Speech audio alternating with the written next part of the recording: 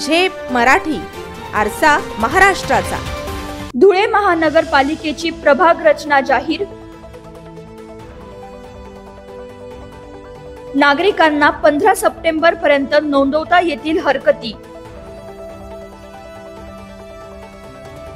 74 नगरसेवकांची होणार निवड।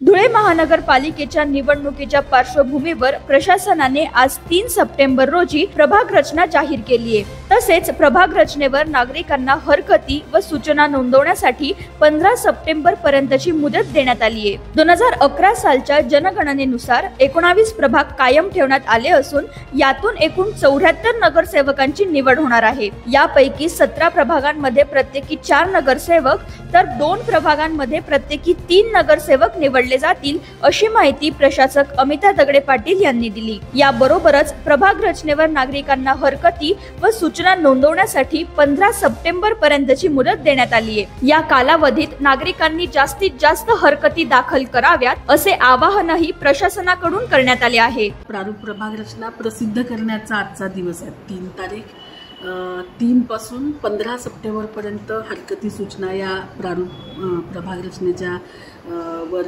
लोकांना नोंदवता येतील। पण 15 तारखेच्या 3 वाजेपर्यंत दुपारी जास्तीत जास्त नागरिकांनी याच्यावर आपल्या हरकती नोंदवल्या। आणि आपण आज तो नकाशा प्रसिद्ध केला इलेक्शन कमिशननी, ज्याला मान्यता दिली तो। आणि हा नकाशा आपला इथे आपल्याला महापालिकेमध्ये बघायला मिळेल। आमची जी वेबसाईट आहे महानगरपालिकेची dhuleccorporation.org, त्या वेबसाईटवर पण हे सगळे नकाशे आम्ही अपलोड केलेले आहेत। राज्य निवडणूक आयोगाने स्थानिक स्वराज्य संस्थांच्या निवडणुकीची तयारी वेगात सुरू केल्याने भावी नगरसेवकांचे वेध आता लागले आहे।